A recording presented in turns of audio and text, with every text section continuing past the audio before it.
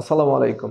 আশা করি ভালো আছো এবং তোমরা প্র্যাকটিস করে যাচ্ছ তোমাদের ম্যাথমেটিক্স 2 বই। ওকে, তো আজকে আমরা তোমরা দেখতেই পাচ্ছ আমরা আজকে ম্যাথমেটিক্স 2 বইয়ের মোটামুটি প্রথম থেকে শুরু করব। তো সেক্ষেত্রে যেগুলো বোর্ডে খুব বেশি ইম্পর্টেন্ট আমরা কিন্তু সেগুলো আলোচনা করব। আশা করি তোমরা আমাদের এই ভিডিওগুলো দেখলে অবশ্যই উপকৃত হবে। ঠিক আছে, তো দেরি না করে চলো শুরু করা যাক। আমরা আজকে যেটা করব, ম্যাথমেটিক্স 2 এর অধ্যায় 1 এর আংশিক ভগ্নাংশ যে চ্যাপ্টারটি রয়েছে সেটি। তো এই আংশিক ভগ্নাংশ চ্যাপ্টারটি শুরু করার আগে আমাদেরকে কয়েকটি গুরুত্বপূর্ণ তথ্য একটু মনে রাখতে হবে। জাস্ট মনে রাখলেই হবে, এটা আসলে খুব বেশি ডিপলি অত মানে গভীরে না গেলেও চলবে, জাস্ট শুধু টার্মগুলো মনে রাখলেই চলবে। তো আমরা সেটা একটু দেখে নিই। সেটা হচ্ছে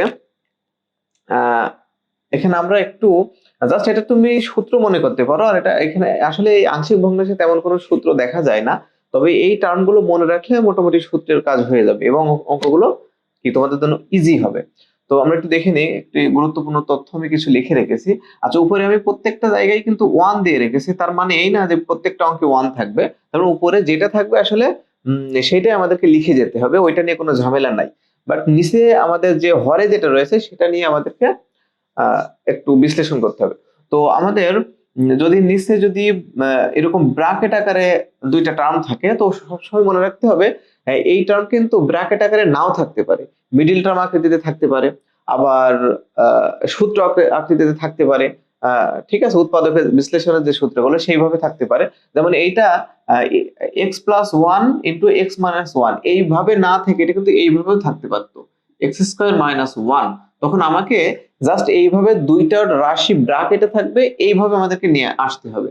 ঠিক আছে, তাহলে এখানে কিন্তু সূত্র হবে a plus B into a minus B, এইভাবে আমাদেরকে ভেঙে আনতে হবে। আমরা অঙ্ক করার সময় আমাদের এটা আরো কি ইজি হবে। ঠিক আছে, তো জাস্ট এরকম টার্মে নিয়ে আসার পরে আমাদেরকে লিখতে হবে যে ধরি প্রথম ব্র্যাকেটের ভিতরে যেটা আছে এর নিচে সেইটা যাবে, প্লাস দ্বিতীয় ব্র্যাকেটে বা দ্বিতীয় টার্মটি যেটা আছে সেটা বি এর নিচে যাবে। জাস্ট এতটুকু মনে রাখতে হবে।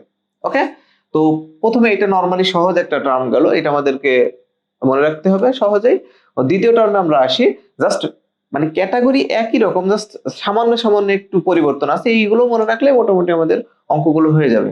ওকে, তো এখানে দেখা যাচ্ছে এখানে কিন্তু শুধু এক্স রয়েছে, তার মানে এই না যে এটা একটা টার্ম না, এটা ধরা যাবে না, এরকম কোনো বিষয় না কিন্তু। তার মানে এটা কিন্তু এক্স বলতে এক্স প্লাস মাইনাস জিরো, এটা আমরা মনে করে নিতে পারি। অর্থাৎ এক্স এর সাথে আসলে প্লাস বা মাইনাস জিরো আছে, এই জন্য এটাও একটা টার্ম ধরে নিতে হবে। তো সেক্ষেত্রে এর নিচে যাবে এইটা। এখন এখানে দেখা যাচ্ছে এখানে কিন্তু এক্স প্লাস ওয়ান স্কোয়ার আছে, তাহলে এইটা একটু নিয়মটা পরিবর্তন হবে। তো প্রথমে হবে এর নিচে যাবে এইটা, প্লাস প্রথমে আমি স্কোয়ারটা বাদ দিয়ে দিই, বাদ দিয়ে আমি কি করবো বি এর নিচে এক্স প্লাস ওয়ান দেবো। আর যেহেতু স্কোয়ারটা আমি নেই নাই, তাহলে সি এর নিচে নেবো X plus one whole square, right? পরে এটা যাবে ডি এর নিচে, সিম্পল। তাহলে এখানে এখানে দুই আছে বলে দুইবার হবে। প্রথমে মানে যেহেতু এখানে ঘাত দুই আছে, তাহলে প্রথমে ঘাত হবে এক, তারপরে হবে দুই। আর যদি ঘাত তিন থাকে তাহলে প্রথমে ঘাত হবে এক, তারপরে দুই, তারপরে তিন, এইভাবে কিন্তু বাড়তে থাকবে।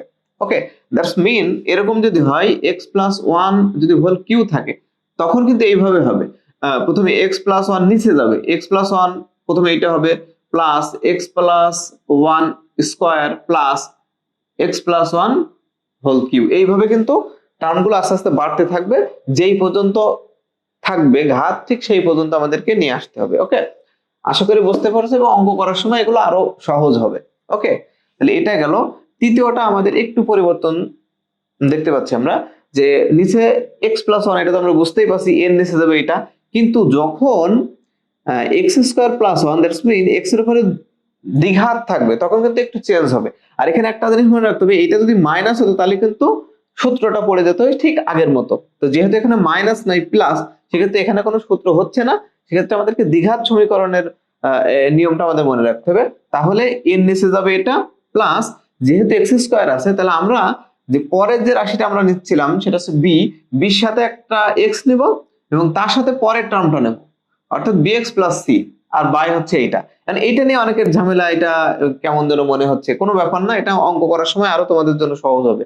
ও আমরা পরের রাশিটা আরো সহজ করার জন্য একই জিনিস আমরা আবার দিয়েছি, যে x plus one whole square, মানে তোমরা বুঝতে পারছো প্রথমে হবে এর নিচে এক্স প্লাস ওয়ান প্লাস বিএনএসএ x plus one whole square, ঠিক এইভাবে এনএসএ এক্স প্লাস ওয়ান প্লাস বিএনএসএ হোল স্কোয়ার প্লাস এখন আমরা দেখতে পাচ্ছি এক্স এর উপরে কিন্তু ঘাত রয়েছে বন্ধুরা আগেরটা, তাহলে যেহেতু আমাদের বি পর্যন্ত নেওয়া হয়ে গেছে তো সেক্ষেত্রে আমরা জাস্ট পরের রাশি নিয়ে তার সাথে এক্স দেবো এবং তার পরের টার্মটা আমরা নিয়ে নেব। ওকে, তার মানে হচ্ছে যেহেতু বি পর্যন্ত এটা চলে আসছে তাহলে যখনই সিটা আমরা বসাবো দেখবো যে ঘাত রয়েছে, সেক্ষেত্রে সি এক্স প্লাস ডি হবে।